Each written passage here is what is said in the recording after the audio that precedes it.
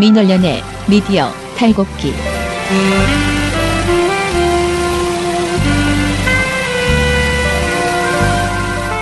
민원연의 미디어 탈곡기 80화 시작하겠습니다. 네, 어느덧 80화. 조금 있으면 100화네요. 네. 왜 슬픈 목소리 내시죠? 웃으세요. 말이 맞습니다. 네. 굉장히 차수가 많이 진행이 되는데 날이 갈수록 저희의 순위는 곤두박질 치고 있는. 정말. 왜 그러는지 모르겠어요. 우리 컨텐츠가 별론가? 이런 아니에요. 생각도 좀 그거는 해보는데. 저는 남의 탓하기로 했습니다. 남들이 너무 잘해서 일시적으로 그런 것이다. 네. 뭐 어쨌든 저희는 순위에 연연하지 않고 거짓말하지 마요. 늘 하던 대로 매주 말하잖아요. 근데 연연은 하지만 멈추진 않겠다. 네, 늘 하긴 한다. 늘 하던 대로 하긴 한다. 네. 네.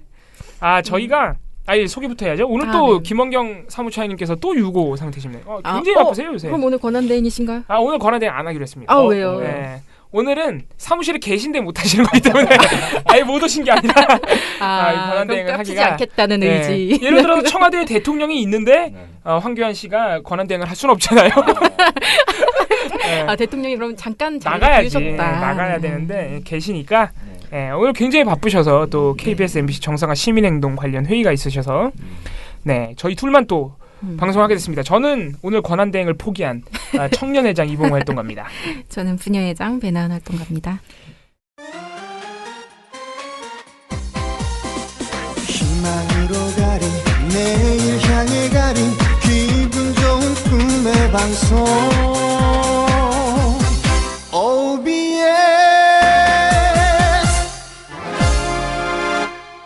OBS 지부 유진영 지부장님과 지난주에 전화 연결을 했었는데 그때 저희가 OBS 정리해고 얘기를 했었습니다. 근데 경기지방노동위원회가 한 열흘 전에 지난달 말쯤에 그 부당해고라는 판결을 내렸어요. 그래서 어제입니다. 바로 어제 8월 1일 OBS 경영진이 이 정리해고를 철회했습니다. 네. 이게 사실 약간 예상 밖이에요. 물론 경기진노위가 부당해고 판결을 내긴 했지만 이게 4월 14일 날 13명을 잘랐던 정리해고거든요. 이때 13명이 잘린 것뿐만 아니고 9명의 직원은 대기 발령 조치해서 사실은 20여 명 규모의 이제 해고였는데 이걸 다 철회한 겁니다. 대기 발령됐던 분들도 원직 복직했어요. 그러니까 열흘 만에 OBS에 이렇게 한 것은 뭔가 예상 밖입니다. 왜냐하면 OBS가 항소할 것이다 아마. 끝까지 간다. 네, 경기진노위의 판결과 관계없이 왜냐하면 10월 달에 추가적으로 또 15명, 14명 자르겠다고 예고까지 해놓으신 분들이기 때문에 그거는 철회를 그건 철회 안 했어요. 말 안 했어요. 어떻게 될지 모릅니다. 사실은 원래는 이제 경기진노위의 판결과 상관없이 사측이 항소하고 끝까지 해고를 단행하지 않겠느냐 이런 예상이 있었는데 생각보다 빨리 열흘 만이니까 물론 사측 입장에서 OBS 사측이 하도 그동안 강경하게 나와서 좀 빠른 거지 사실 뒤늦게 한 거죠. 진호위가 판결 내렸으면 곧바로 철회해야 상식적인데 우리가 너무 비상식을 많이 봐서 우리가 이런 걸 빠르다고 생각들죠. 근데 어쨌든 간에 철회를 했지만은 이거를 지금 우리가 반가워할 만한 일은 또 아닙니다. 왜냐면은 이게 제가 이 이제 관련 논평을 쓰면서 이렇게 상세하게 찾아봤더니 지금 상태가 말이 아니에요. 정말 우리 그때 유진영 지부장님한테 뭐 버스 선전, 그 시내뮤직의 시간을 못 바꾸는 이유는 우리 백성학 대주주 명함모자 회장 때문 뭐 이런 숭이초등학교 숭이초등학교 보도 안 하는 거 뭐 이런 숭이재단을 또 가지고 있단 말이에요. 이런 부분을 말씀드렸지만 이걸 구체적으로 따져보니까 아주 심각해요. 그래서 OBS가 지금 한 3개월 뒤에 그 작년 말에 1년 제어가 조건부 제어가를 받았잖아요. 그래서 한 3개월 뒤에 제어가를 다시 받아야 돼요. 이게 시한부 제어가예요. 근데 지금 상황을 따져보면 OBS는 전혀 그 제어가를 받을 마음이 없어요. 사측이. 네, 전혀 없어요. 그래서 지금 정리해고 철회는 정말 작은 사건에 불과합니다. 그래서 조금 말씀을 드리면은 실제로 백성학 영암모자 회장 이분 대주주인데 11월 달에 OBS를 폐업해버리겠다. 이런 말까지 했었어요. 실제로. 이건 그럼 블러핑이 아니라 진짜 그럴 생각이 있는 거군요. 진짜로 이번 제어가를 받을 마음이 없는 거예요. 대주주와 경영진은. 제가 잘 헷갈려서 그러는데 제어가를 만약 못 받고 그냥 방송사를 하게 될 경우에는 제어가 받을 때와 어떤 차이가 있는 거예요? 일단 제어가 못 받으면 송출이 안 되죠. 그러니까 송출이 안 되는데 방송사로서 영향력이 없는 거 아니에요? 그 회사의 속내는 도저히 뭔지는 알 수는 없는데 네. 어쨌든 간에 OBS를 정상화해야 된다는 마음은 없어요. 네. 정말 믿기지 않을 정도로 이상한 분들이군요. 방송사를 운영하는 대주주와 경영진이 폐업을 거론하고 있는 황당한 이런 상황인 거죠. 지난 4월에 이번에 철회가 된 정리해고를 할 때 OBS가 들었던 그 이유가 경영상의 위기였어요. 그때 그래서 됐던 여러 가지 근거 중에 하나가 경영진이 뭐라 그랬냐면 올해 상반기 누적 적자만 무려 28억 원이다. 도저히 막 제2금융권에서도 대출을 안 해준다 이랬는데 다 거짓말이에요. 그래서 OBS가 공개했던 회계 자료를 보면은 상반기 누적 적자가 7억 또는 8억밖에 안 돼요. 그리고 지금까지 그동안 3년 동안 계속 흑자야. 그리고 부채 비율이 거의 0%에 가까워요. 헐. 문제는 자본 잠식 상태 때문에 이제 제어가에 문제가 됐던 건데 그거는 사측이 돈이 있어서 해결할 수 있는데 해결을 안 하는 거예요. 그러니까 이런 여러 가지 이제 거짓말을 한 거죠. 거짓말을 하면서 경영상의 어려움이 있다면서 직원들을 해고한 거예요. 이건 뭐냐면은 돈이 있는데 자구책을 마련하지 않으면서 인건비까지 줄이겠다. 이거죠. 그럼 뭐예요? 안 그래도 흑자를 보고 있는 OBS가 인건비를 줄이는 순간 사측의 대주주의 이득은 더 커지죠. 왜냐하면 대주주는 인력을 자르면 이득이 더 커지는 이유가요. 일단 이렇게 어떤 회사가 OBS는 또 상장 회사잖아요. 상장 회사가 직원을 잘라서 그 비용을 절감하잖아요. 그러면은 주가가 올라가요. 헐. 야, 이거는 근데 거의 이테크트리는 한 방에 그냥 다 먹고서 네. 정말 딱 튀겠다는 것도 약간 예상. 그러니까 이거는 우리가 예상하는 겁니다. 네, 예상으로. 근데 거의 전형적인 어떤 먹고 튀는 그 테크트리 중에 하나네요. 그렇죠. 여러 가지 의심이 드는 거예요. 그래서 사측이 전혀 방송할 마음이 없다. 네, 그리고 이런 거짓말도 했었고, 그리고 또 유진영 지부장께서 잘 말씀해 주셨지만은 여러 가지 방송 사유와 생태. 이건 뭐 보도뿐만이 아니고 특히 이제 그 대우 버스 선전은 상당히 충격적이었죠. 우리 그렇죠. 그거는 뭐 네. PD님이 직접 그 보도를 따서 방송해 주시기도 했지만은 네. 충격. 네. 그 사측에서 그거 뭐라고 해명한지 아세요? 그거 비판했더니 뭐. 야, 우리만 그러는 거 아니다. 대우 버스만 선전하냐. 다른 방송사들도 현대차에서 신차 나오면 다 선전한다. 신문에서는 가끔 신제품 나오면 홍보성 보도가 나오죠. 홍보 기사를 써주거나 보도자료 처리를 해주는데 근데 방송사는 그렇게 하기 어려워요. 너무 티나기 때문에.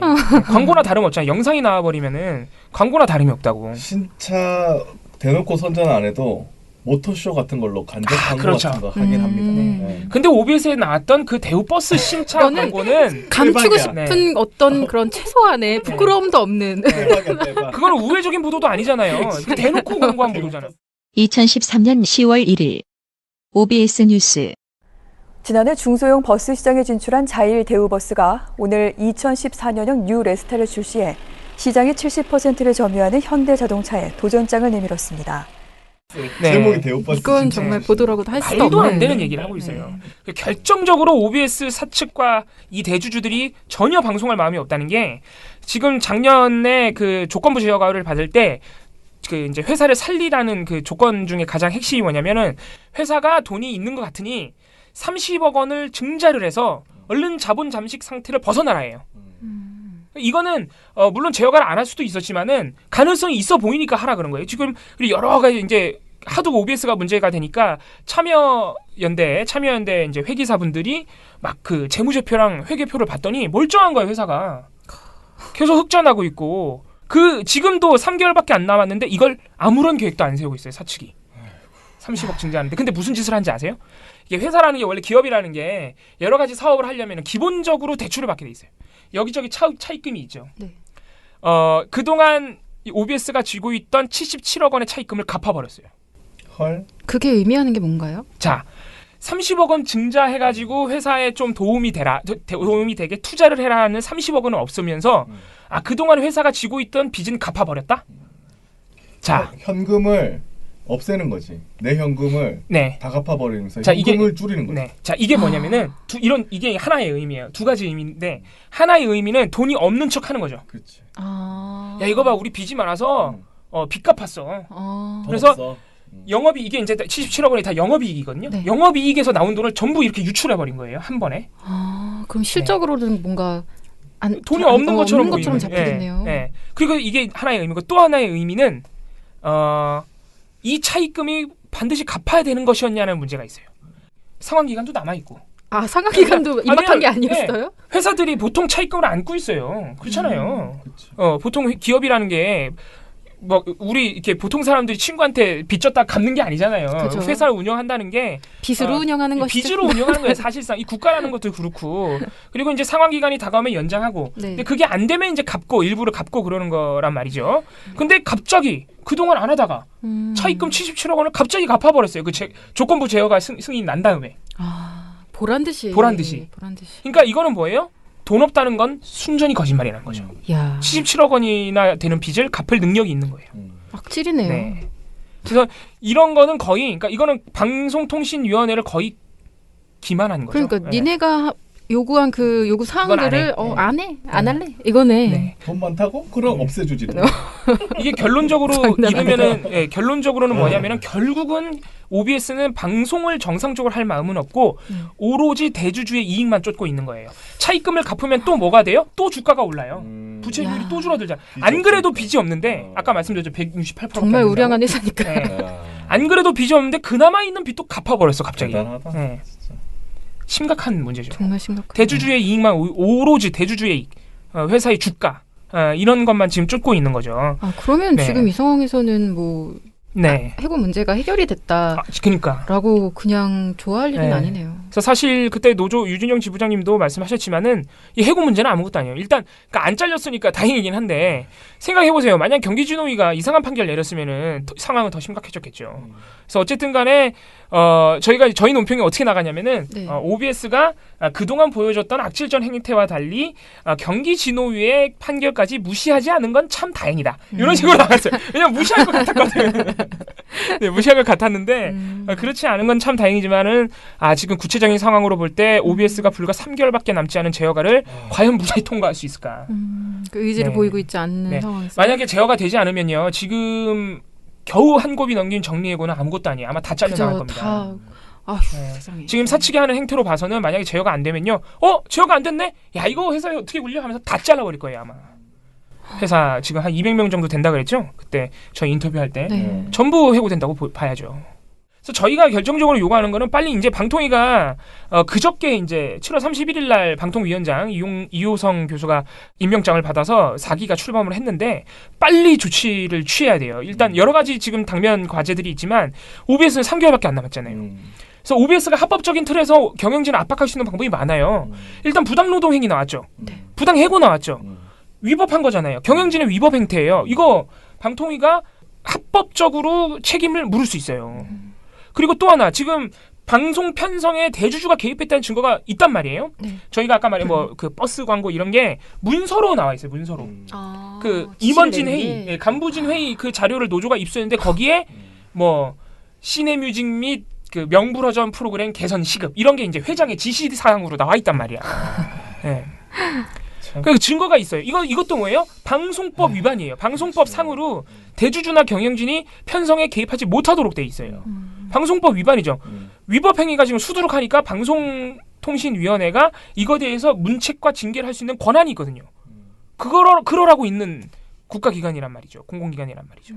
그래서 방통위가 얼른 경영진과 대주주에 대해서 징계에 나서야 됩니다. 문책에 나서야 됩니다. 첫 번째는 그거고, 그리고 사실 OBS가 자본 잠식에 빠졌던 이유 중에 사실 객관적인 조건들도 몇 가지 있는 게 종편들이 지금 엄청난 혜택을 받고 있어요.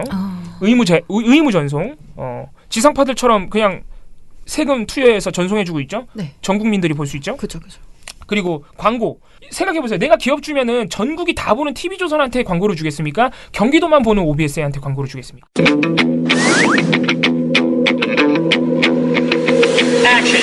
그래도 TV조선은 좀 그래요?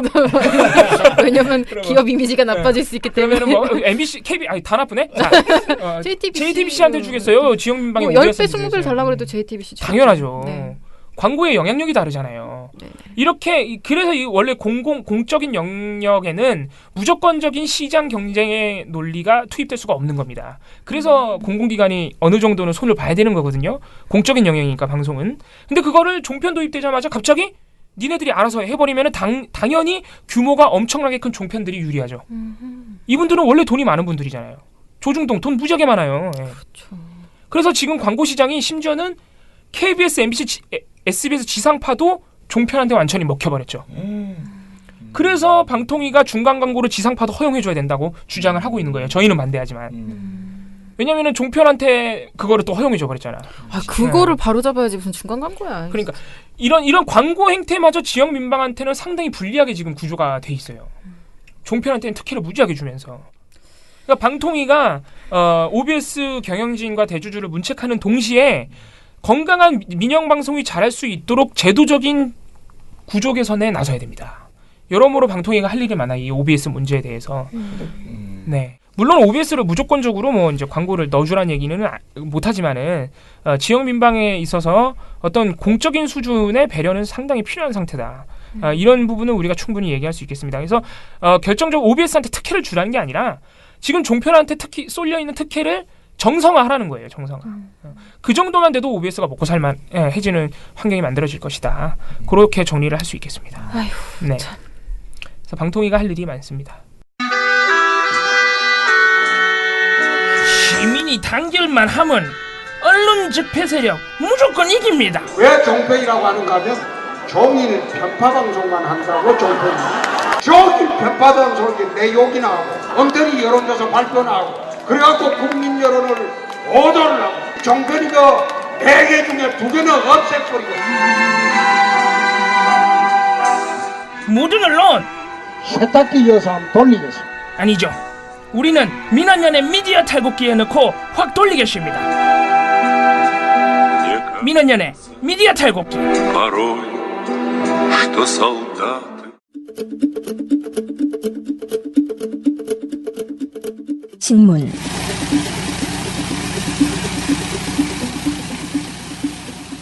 핵발전소 보도인데요. 또 네. 아유 지겨워요. 참. 너네 핵. 그리고 또 조선일보 보도입니다. 네. 또 뭐라고 했지? 보도 제목이요. 노무현 정부 발전소 덜 지어 MB 정부 때 대정전 위기. 이 내용입니다.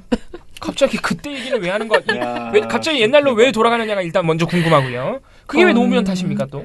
그 뭐 아주 복합적인 문제가 있는데요. 대단하다. 일단 이 기사에서 무슨 얘기를 하고 있는지 말씀을 드릴게요. 조선일보 주장은 이렇습니다. 이명박 정부 시절인 2011년 9월 15일 대정전 위기가 왔었죠. 네. 그때 정말 뭐 위기였어요, 그냥. 네. 대정전 네, 그죠. 뭐 블랙아웃 위기였고 뭐 네. 금방 뭐 복구는 되긴 했는데 사실 있을 수 없는 일이죠. 네. 근데 이게 일어났는데 여기에 대해서 근본적으로 노무현 정부 때 전력 수요 증가율을 과소 예측하여 발전소 건설을 등한시했기 때문에 여기에서의 발전소는 원전. 그렇죠. 자, 등한시했다고요? 엄청나게 많이 짓고 있는데, 왜냐하면 그 네. 근거 또 있습니다. 노무현 정부에서 건설 계획을 확정한 원전은 2기, 그러니까 신한울 1, 2호기 네. 그거에 그쳤고 김대중, 이명박 정부 때 각각 6기와 4기씩 지기로 한 것과는 대조적이다. 이런 주장을 펼치고 있고요. 네. 자, 이 보도는 두 가지 또 이렇게 챕터로 나눠져 있는데요. 상반 그 첫분 도입부에선 이런 얘기를 막 해요. 노무현 정부가 잘못을 해서 이명박 정부가 사실상 피해를 입었다는 식으로 그렇게 얘기를 하다가 뒤에는 산업통상자원부가 얼마 전에 그 전력 수요 예측 그 전망을 내놨죠. 네. 근데 이게 무슨 내용이었냐? 2022년 이후에도 신재생에너지 단가락 등으로 요금 인상은 우려할 수준이 아니다. 그러니까 탈원전을 해도 탈핵을 해도 그 문제가 될 것이 없다라는 그 주장을 그 전망을 내놨는데 이거에 대해서 조선일보가 약간 어떤 의혹을 제기합니다. 무슨 의혹이냐? 당신들 혹시 탈핵을 위한 탈핵을 위한 명분을 만들기 위해서 전력 수요 예측에 영향을 끼치는 그 GDP 전망을 일부 낮춘 거 아니냐? 그러니까 일부러? 그렇죠. 전력 수요라니까 기본적으로 GDP가 막 올라가면 전력 수요량이 늘어나죠. 네네네. 그렇게 예측할 수 있는데 그거를 정부가 살짝 GDP를 살짝 조금 이렇게 수치를 낮추면 전력 수요가 그만큼 적게 필요할 테니까 그러면 탈핵해도 그렇게 큰 타격이 없겠네라는 결론을 이끌어낼 수 있을 일부러 테니까 수치를 조작했다? 그렇게 좀 그러니까 조작까지는 표현은 그렇게 쓰진 않지만 의혹을 계속 제기하는 거죠. 그래서 이게 뭐 좀 배치된다? 근거가 있어야지, 근데. 뭐 그런 얘기들을 합니다. 최근 정부가 올해 GDP 성장률을 2.6에서 3%로 올린 것과도 지금 그게 좀 배치됐다. 왜냐하면 그 당시 2030년까지 GDP 성장률을 정부가 2.5%로 잡았거든요. 그러니까 이거는 또 요즘에도 지금 한 3%대라고 예상을 하면서 2030년까지 평균을 왜 2.5밖에 안 잡냐. 3% 정도까지 잡아도 되는 거 아니냐. 뭐 이렇게 막 아무튼 이런저런 의혹을 제기를 해요. 너희 생각이고. 그러면서 이 기사의 마지막 문장이 중요한데요. 마지막 문장은 뭐라고 하느냐. 전기요금이 2022년까지는 오르지 않는다고 해도 지금처럼 탈원전을 진행하면 그 이후에는 상승할 수밖에 없다. 원전의 설비 이용률은 85%인데 비해 태양광은 15%에 불과하다. 이러고 끝나요, 기사가. 일단 요거는 조선일보가 2011년도 블랙아웃 그 당시에 썼던 기사로 반박이 다 되는데요. 그거 전에 자박이구나 네, 또. 그거 전에 산자부가 해명 자료를 냈어요. 네. 자기네들 그 예측 수요를 뭐 조작한 게 아니냐는 그런 의혹에 대해서 뭐라고 얘기를 하느냐. 8차 계획 전력 수요 예측에 사용된 경제 성장 전망은 그러니까 2.5% 그거는 KDI의 장기 성장률 전망을 이용한 것인데 이게 2017년 3월에 나온 거래요. 근데 그 3월이면은 새 정부 그 탈핵 정책 기조 수립이 아직 안 된 상태였다는 거죠. 그 이전 자료를 그냥 자기들끼리 낸 건데 그걸 어떻게 걔네들한테 조작해 더 낮춰 이렇게 했겠냐는 거죠. 이거는 시기상으로 말이 안 되는 소리다. 자, 이 정도면 저는 충분히 해명이 될 것 같고요. 네. 그리고 여기에 더해서 산자부는 2017년부터 22년까지 연평균 경제성장률 이거는 3%인데 최근 정부가 발표한 경제성장 전망과 유사한 수준이고 2012년 이후에는 전력 소비량도 사실상 성장세가 둔화된다. 그래서 우리가 뭐 낸 발표는 문제가 없다. 이런 식으로 이제 추가적으로 얘기를 하게 됐습니다. 자, 그러면 이제 우리 그걸 알아봐야죠. 노무현 정부가 잘못해서 이명박 정부 시기에 과연 블랙아웃 위기가 왔나. 일단 올 3월에 한국원자력학회가 열렸어요. 네. 그 기자회견이 열렸는데 이 한국원자력학회는 어떤 학회냐. 탈핵에 너무 화가 나 있는 그렇죠. 학회. 뭐 그렇겠지. 그렇죠. 자, 여기에 황주호 한국원자력학회 회장이 요 기자회견 자리에서 뭐라고 하는지 그 오딩을 그대로 말씀드릴게요. 우리나라에 2011년 정전 사태가 있었는데 이는 김대중 정부 때 원자력 발전 시절 확충에 대한 결정을 미뤘기 때문이다. 최근 들어 전력 예비율이 좋아지는 것은 노무현 대통령 때 신규 원전 4기 건설을 허가한 덕분이다. 왜 말이 달라 조선일보랑? 네, 다 지금 입이 안 맞고 있어요. 좀 찾아봤는데 예전에는 이걸 김대중 정부 탓으로 계속 돌렸었어요. 이 원자력 업계가. 근데 이게 땡겨졌어 이제는 노무현 정부 때문이다라고까지도 얘기를 하는 그 프레임이 나오기 시작한 거예요. 그냥 마음대로 사실관계를 바꿔버리는구나. 그죠? 그냥 내가 원해서 골라 찍으면 걔가 나쁜 거야. 아니 어떻게 학자라는 사람들이 그런 식으로 합니까? 잘 모르겠습니다. 그리고 아까 봉우 씨가 말씀하신 것처럼 어떤 건설 계획을 확정한 원전 개수라는 게 되게 애매한 표현인 게요. 예를 들면 건설 허가를 뭐 처음에 의중을 밝혔어. 여러 개 냈는데 여러 가지 상황 때문에 실질적으로 최종 그 확정이 되지 않았을 수도 있거든요. 네. 그래서 이거 개수를 운운하는 거는 뭐 별 의미가 없는 것이다. 아니 그리고 짓는다고 한다고 왜 뚝딱 나오냐고요. 원전이라는 게 몇 년이 걸리는데. 조금 더 이 주장이 말도 안 된다는 걸 따져보려면 그 이명박 정권 당시에 벌어졌던 대정전 사태 이게 뭔지를 좀 그렇죠. 짚어봐야 그게 될 것 본질이죠 같아요. 사실은 지금. 네. 이 시기는 2011년 9월 15일이었습니다. 말 그대로 정말 잠깐 전력 공급이 중단되는 그런 전력 예비율이 상당히 떨어졌어요. 위험수위로. 위험수위에 떨어지는 그런 사태가 발생을 했어요. 근데 이 난리가 나니까 이 이명박 대통령도 정말 깜짝 놀라서 막 한정 가가지고 행패를 부렸단 말이에요. 막 안 된다고 막 이러면서 주장하라고 막 이렇게 했단 말입니다. 우리 각하께서 그럴 정도로 모두가 깜짝 놀란 일이었는데 이게 어떤 일이었냐? 정부 조사를 해봤더니 직영부 그리고 한전 전력거래소가 원래는 최대 전력 사용량을 조금 넉넉하게 잡아놨어요. 근데 9월 9일 이후로는 원래 그 시기가 되면 사람들이 에어컨 이런 거 좀 덜 쓰니까 비상 그 전력 수급 상황이 종료됐다고 판단을 한 거예요. 판단을 하고 최대 전력 사용량을 되게 낮춰서 예상했어요. 거기서 일단 첫 번째 미스가 발생하죠. 이건 오판에 따른 거네요. 네, 전력 사용량 자체를 오판했어요. 근데 늦더위가 막 발생을 해서 그거보다 훨씬 웃도는 전력 사용률이 발생을 해버린 겁니다. 근데 문제는 뭐냐?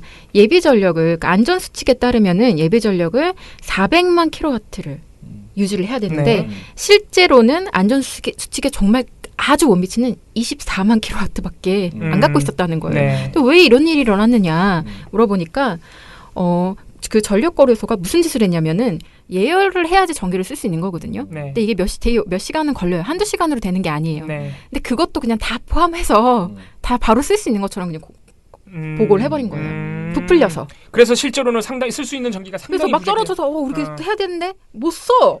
그거는 지금 시간이 걸리니까 쓸 수가 없는 전기야. 그래서 난리가 난 거예요. 자, 그럼 전기가 실제로 없었다기보다는 그냥 한전이 잘못한 거네.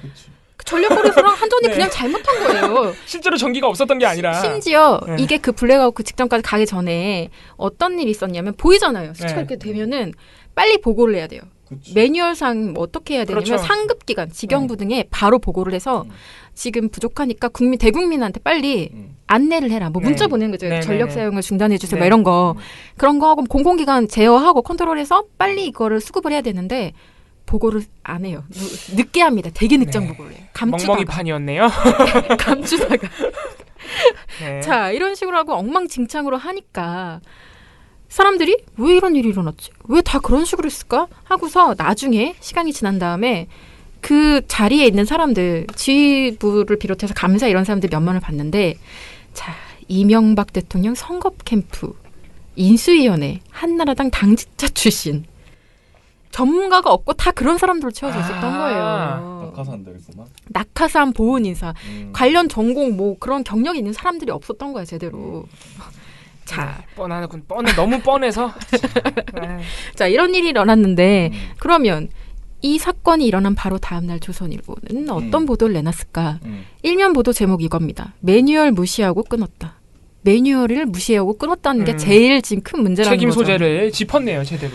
다음 그 이어지는 기사 제목은요. 전력 비상 끝 큰 소리 치더니 한전 본사도 불 꺼졌다. 실제 잠깐 그렇게 불이 꺼졌었거든요. 그걸 얘기를 하면서 국가 비상사태를 부른 5가지 원인을 짚어요. 오. 근데 다 정말 납득이 됩니다. 일단 직영부는 굉장히 우왕좌왕했다. 나중에 늦게 보고를 받고라도 빠르게 대처를 했어야 되는데 안 됐어. 그리고 그 전력 수요 예측은 직영부가 하는 건데 그거 제대로 못한 거예요. 또 하나는 전력거래소가 조기 단전 매뉴얼대로 안 하고 또 조기 단전을 해버렸어. 거기다가 전력거래소가 또 무슨 병크를 저지르냐면 좀 약간 적게 쓸 것 같으니까 전력 소비량이 적을 것 같으니까 발전소를 25개를 동시에 그냥 점검을 해요. 아, 중단하고 네. 가동을 중단하고. 네, 가동 중단. 보통 상식적으로 한여름에. 네. 그러니까 9월인데 9월이면 사실 더워요. 9월 네. 초면은 네. 9월 더워. 늦더위가 분명 있는 시기인데요. 나눠서 했어야 되는데 25개를 동시에 점검을 해요. 참 여러 가지 참사가 벌어졌는데. 그리고 뭐 지휘부 총체적 직무유기 이렇게 있는데 어디에서도 사설reform에 관련 보도 어디에서도 노무현 정부 얘기를 꺼내지 않아요. 왜냐면 누가 봐도 그거는 노무현 정부 이 상황에서 어떤 매체에서라도 노무현 정부 때문이라고 얘기하면 그건 또라이 소리를 듣는 그런 분위기였단 말이에요. 조선일보도 이렇게 욕을 할 정도로. 이제는 다 잊었다 싶으니까 이제 사람들이 기억 못하니까. 갖다 붙이는구나 그냥. 근본적인 원인 이렇게 말장난치면서 그렇게 얘기를 하는 거고 또 하나는 아까 그 조선일보 기사에 무슨 내용까지 있냐면 전국에 25기 원전 3기 포함 발전소가 정비를 이유로 가동이 중단된 상태가 아니라 이 중 절반만 정상 가동됐었어도 비상 상황은 발생하지 않았을 것이다. 무슨 말이에요? 핵발전소 건설하고는 아무 전혀 상관없어요. 관계가 특히 발전소. 신규, 특히 신규 건설과는 관련이 없는 거죠. 조선일보가 이미 2011년에 이걸 다 이렇게 분석해서 보도를 아주 잘 해놨어요. 근데 사건 직후에는 이렇게 멀쩡한 분석을 내놓다. 이 정도 되면 쓰레기예요. 자, 근데 그 조선일보가 노무현 정부 탓이다. 블랙아웃은 노무현 정부 탓이다라고 얘기한 게 처음이었을까요? 그렇지 않아요. 2011년에 9월 23일 날 대정전 그 사태에 발발하고 같은 달이죠. 네, 좀 지났다 근데. 며칠, 그러니까 한 몇 주 지난 상태에서 어떤 보도를 내놓느냐. 전문가들 큰 따옴표 10년 뒤 전력 1220만 킬로와트 부족. 현실적 대안은 원전뿐. 요 보도에서 그 얘기를 처음 꺼냅니다. 하긴 했구나. 원전을 더 지어야 된다 이런 얘기죠. 원전을 지어야 되니까 핵발전소를 더 지어야 되니까 무슨 논리를 갖고 올까 고민하다가 이걸 만들어내기 시작한 거예요. 아, 이미 시작되긴 했었구나. 멀쩡한 보도에선 얘기 안 해요. 얘네도 상식적인 보도에선 얘기 안 하는데 핵발전소 얘기를 해야 될 때는 논리가 없으니까 요걸 가지고 와서 이제 썰을 풀기 시작하는 거예요. 그거를 2011년도 논리를 2017년에도 지금 반복하고 있다. 그런 상황이었습니다. 네. 말이 안 되는. 네. 자사 보도와 싸우는. 둘 중에 하나는 지금 잘못됐어. 근데 지금 탈핵을 강력하게 반대하고 있는 우리 조중동이나 학계에서 조금 당황하는 게 사실 지금쯤 되면은 이렇게 전력 예비율이 상당히 떨어지고 전기가 부족한 상황이 와야 그러길 기대하고 있을 거란 말이에요. 실제로 그런 걸 기대했단 말이에요. 근데 지금 너무 전력 예비율이 멀쩡하거든. 권리가 잘리고 있어. 관리를 잘해가지고 아직은 문제가 없거든. 그리고 사실 지금 저희 핵발전소 많은 편이라 뭐 꽤 많은 편이기 때문에 괜찮아요. 네. 새로 또 지어. 네. 어떤 그런 상황입니다. 네, 신문 여기까지입니다. 네. 언론들이 이명박근혜 아바타입니까? 실망입니다. 4차 산업혁명은 이미 우리 곁에 와 있습니다.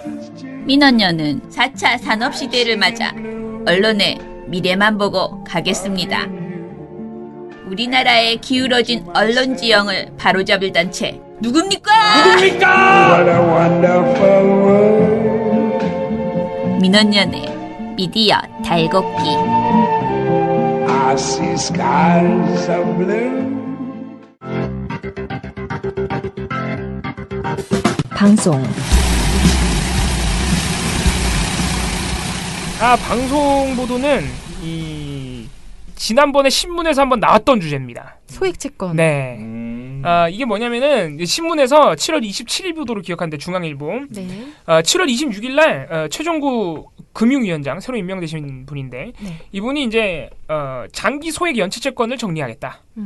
그래서 뭐 1,000만 원 이하 10년 이상의 채권들을 정리를 해서 많은 채무자들이 좀 고통에서 벗어날 수 있게 계획을 마련하겠다. 이런 구상만 발표했어요. 26일 날. 네네네. 그러자마자 이 중앙일보를 비롯한 많은 경제지와 보수지들이 또 도덕적 해이라고 아주 이 사람들이 꼴값을 한다. 그렇게 말씀드릴 수 있겠습니다. 네, 너도 나도 빚을 안 갚고 버틸 것이라고.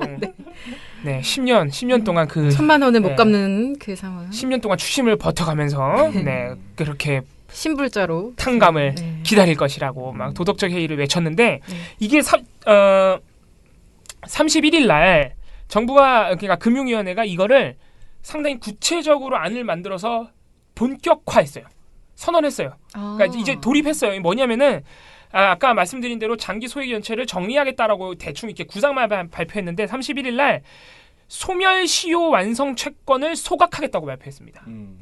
자, 이게 뭐냐면 말이 좀 어려운데 국민행복기금 그리고 금융기관들 중에서 일단 공공기관 둘 다 공공기관이죠. 결국은 국민행복기금하고 공공기관이 가지고 있는 채권 중에서 소멸시효가 끝난 채권들이 있어요. 소멸시효가 보통 5년이에요. 그럼 이거 뭐 소송에서 연장하지 않고 그냥 그렇죠. 딱 없애겠다. 네. 그러니까 5년 소멸시효가 보통 5년이니까 채무자가 5년이 지나면 갚을 의무가 없어요. 그래서 그렇게 해서 갚을 의무가 없어진 채권들을 먼저 소각하겠다 이거예요. 그러니까 이게 뭐냐면은 하도 난리를 치니까 알아서 그러면 합법적으로 소각해도 되는 것부터 소각할게 이거예요. 근데 이게 사실 굉장히 큰 의미가 있는 게 이 소멸시효라는 게 대부업체 및 금융사들의 탈법적 행태를 야기시키는 굉장히 법의 허점이에요. 왜냐면은 5년이 지나면 안 갚아도 되는데 모르셨죠? 대다수 채무자들이 몰라요. 네. 그러니까 10년이 지나도 몇 년이 지나도 나는 계속 그 빚에 시달리고 있다고 느껴요. 그리고 그렇죠. 이자가 계속 늘어나고 있을 거라고 생각해요. 실제로 계속 추심이 들어와요. 그 이유가 있어요. 왜냐면은 5년이 지나면은 금융사가 그러니까 채권자가 법원에 연장 신청을 해요. 네. 그럼 법원은 들어줘요. 그거를 채무자가 EJ를 안 하면 그냥 연장돼요. 그럼 채무자는 금융사가 연장 신청했는지도 모르고 그냥 지나가요. 그러니까 채권자 은행들 금융사들이 계속 그거를 연장해서 최대 25년까지 연장해요. 채무자들은 모르는 거예요. 그러니까 자기가 5년 지나면 갚을 의무가 없다는 사실을 모르니까 최장 25년까지 계속 추심을 당하는 거예요. 이자는 계속 쌓이고. 자, 이게 하나의 문제고 이게 탈법이죠. 법의 허점을 이용해서 금융사들이 계속 추심을 하는 거죠. 또 하나는 금융사들이 25년 동안 그렇게 해봐야 못 받는다는 걸 알아. 그죠. 한 통상 10년이면은 포기를 한다고 하더라고요. 그래서 어떻게 하냐면은 소멸시효가 끝난 채권들이 있을 거 아니에요. 자기네들한테. 이거를 어차피 해봐야 못 받는 걸 아니까 대부업체한테 이걸 팔아요. 소멸시효가 끝난 걸. 대부업체한테 직접 파나요? 뭐 직접 팔아요. 네. 물론 엄청 싸게 팔아요. 네. 엄청 싸게 파는데 어쨌든 간에 못 받을 돈인데 돈을 받고 파는 거니까 이득이죠. 파는데 이걸 대부업체가 받은 다음에 어떤 짓을 벌이느냐. 이거를 그 소멸시효가 완성된 상태에서 금융사가 또는 채권자가 그 법원에 연장 신청을 하지 않더라도 만약에 채무자가 그중에 일부라도 상환을 하잖아요. 자동적으로 살아나요. 채권 전체가. 그거 막 전화해서 10,000원만 갚자. 이거 그거구나. 대부업체들이 산 다음에 이거 어디 은행에 빚 있으셨죠? 이거 한 뭐 얼마만 갚읍시다. 그러면 돼요. 자, 상환 기간도 늘어나고 이자도 줄어들고 하니까 일단 이거부터 갚읍시다 하면은 채무자들은 당연히 반갑죠. 되게 반갑죠. 아, 그것만 일단 갚으면 한숨 돌리는구나.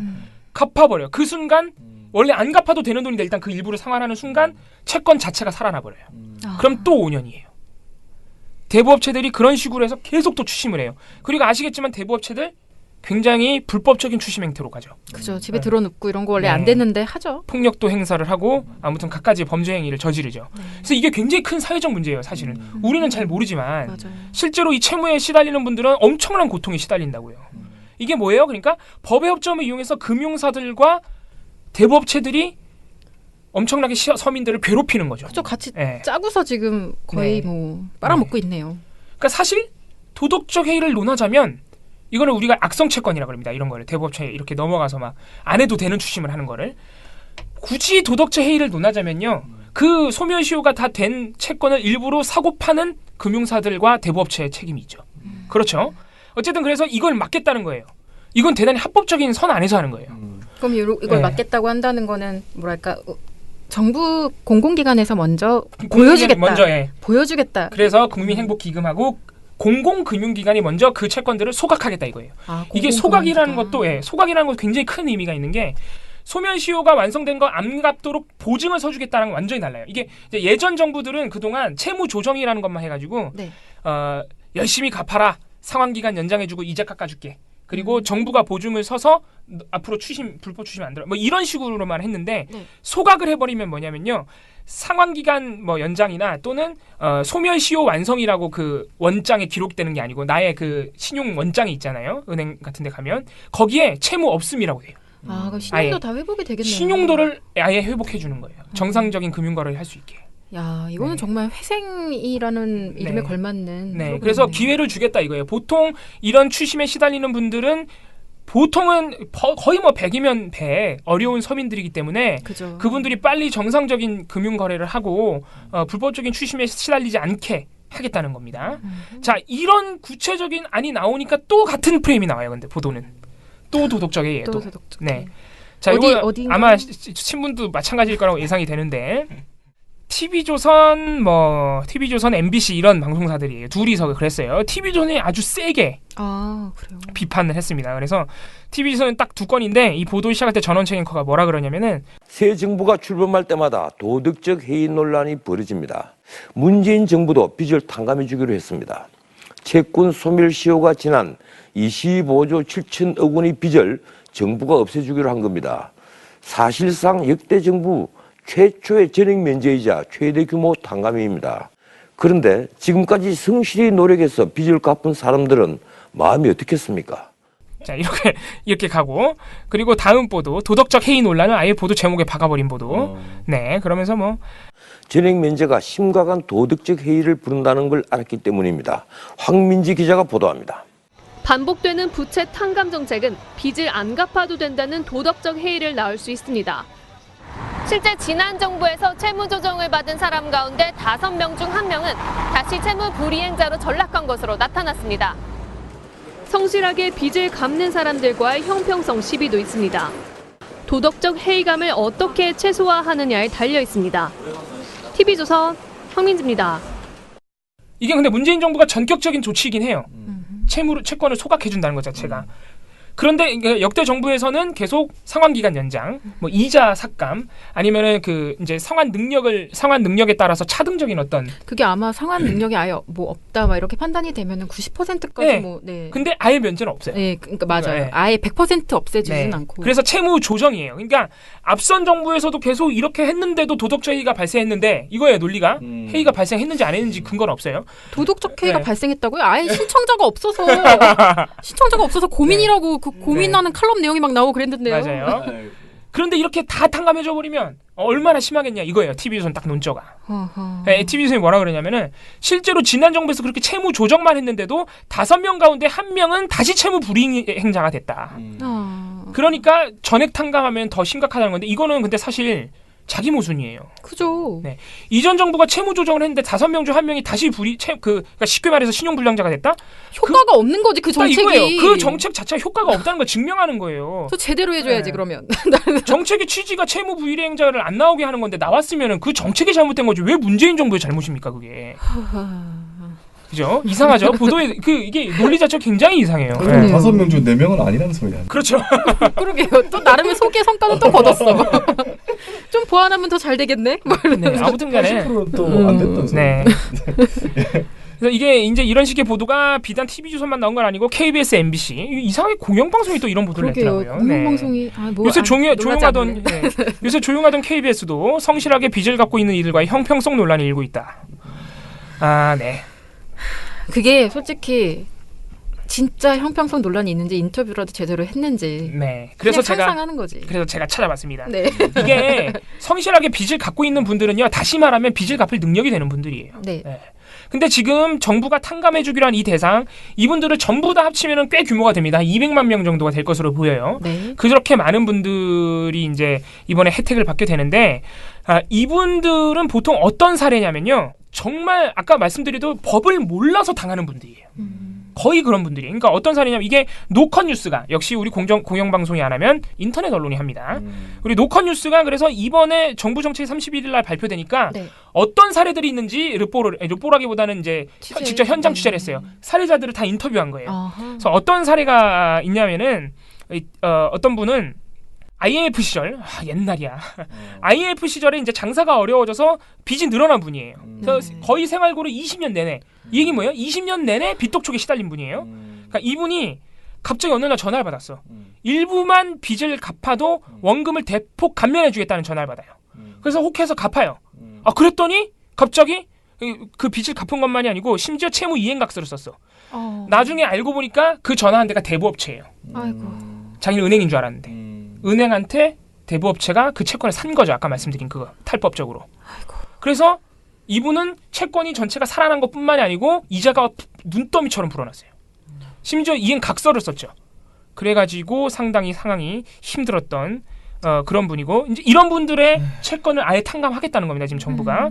또 하나는 이제 이분은 대학생인데 아버지가 너무 채무가 많아. 감당할 수가 없어서 상속 포기를 했어요. 상속 포기는 아니고 한정 승인이네. 이게 비슷한 겁니다. 상속 포기랑 한정 승인이 상속 포기는 다 포기하는 거고 네. 한정 승인은 내가 물려받을 것 중에 아주 일부만 물려받을 게예요. 그래서 그거를 받아도 이렇게 수십만 원을 해가면서 한정 승인을 받아서 거의 모든 유산을 포기했는데 네. 알고 보니까 아버지의 채무가 이미 소멸시효가 완성돼서 갚을 필요가 없는 거였어요. 아이고. 법을 몰라서 재산을 날려버린 경우죠. 아이고. 그러니까 이런 상황을 막겠다는 겁니다. 이게 지금 성실하게 빚을 갖고 있는 분들의 사례와 도대체 무슨 관계입니까 이게? 이건 거의 법의 그늘에 의해서 피해를 보고 있는 시민들을 보호하겠다는 거죠. 아니 네. 불러놓고서 내가 빚을 갚을 수 있는 상황과 그 나의 상황과 저런 상황을 바꿔서 한번 살아보자고 하면은 살겠어요? 그러니까 안 살죠. 네. 그러니까 이게 상당히 뉘앙스가 다른 게요. 그러니까 이게 그래서 또 하나 방송 보도들이 문제인 게 최종구 위원장이 하도 도덕적 해위 보도가 나오니까 31일 날 이 정책을 발표하면서 그거를 반박을 해버렸어요. 오. 이거 그런 정책이 아니다. 이거는 법에 의해서 피해를 보고 있는 분들을 보호하기 위한 거다.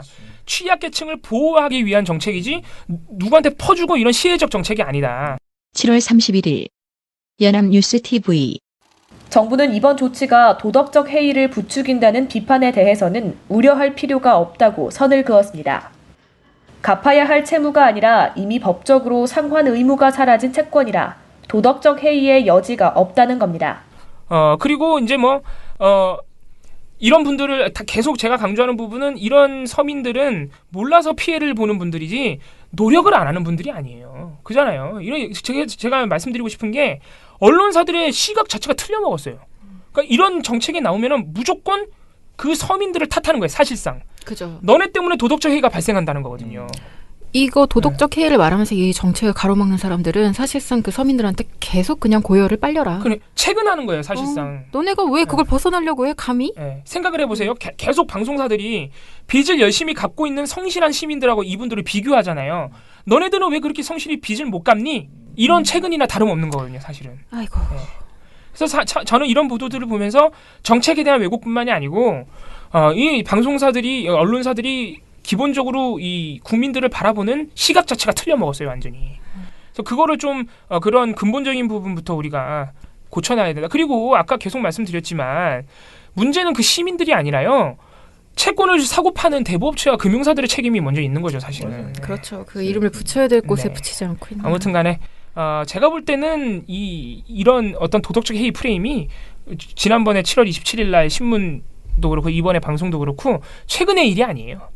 그죠. 이거 몇십 년 전에도 나왔고 계속 나왔어요. 너무 오래된 프레임이라서 과연 이런 부분은 우리가 어떻게 고쳐나갈 수 있을 것인가. 이런 부분은 사실 좀 고민이 필요해 보입니다. 네.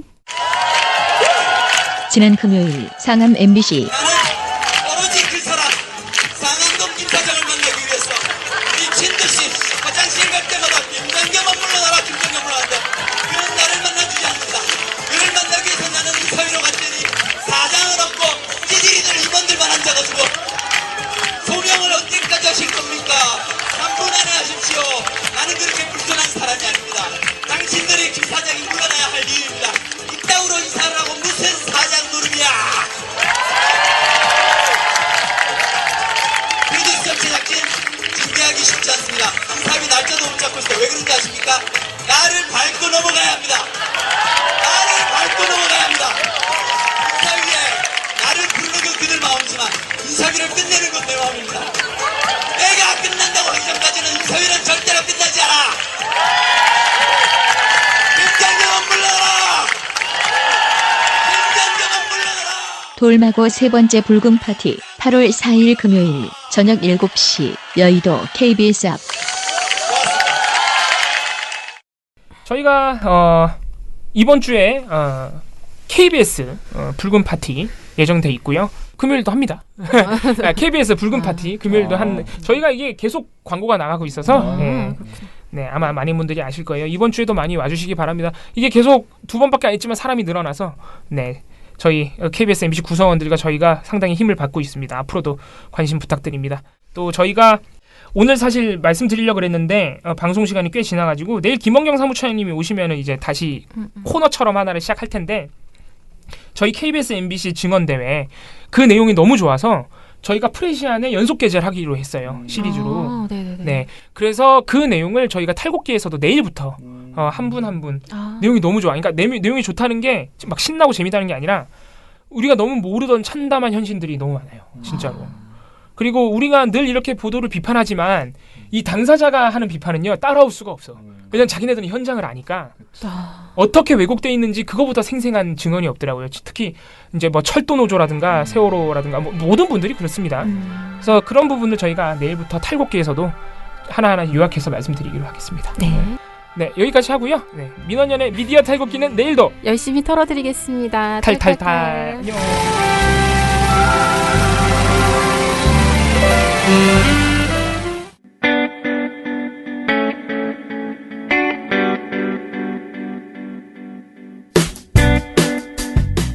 안녕하세요. 민원연의 이봉우 활동가입니다. 우리나라에서 언론의 문제는 민주주의의 문제입니다. 독재와 부패 기득권을 대변하는 언론들은 아직도 살아있습니다. 민주주의의 문제는 곧 우리 삶의 문제입니다. 사주의 입장을 반영한 권력의 욕심을 투영한 언론, 이들을 감시하려면 전문성과 꾸준함 그리고 투명함이 기초되어야 합니다. 민원연은 1984년부터 시민단체로서 언론을 감시해오고 있습니다. 민주언론 시민연합은 여러분의 소중한 후원으로 투명하게 운영됩니다. 민원연 후원으로 언론을 감시하고 견제하는 활동에 힘을 보태주세요. 민주언론 시민연합은 여러분의 소중한 후원으로 투명하게 운영됩니다. 회원 가입 및 후원 문의 전화번호는 서울 전화 02-392-0181입니다.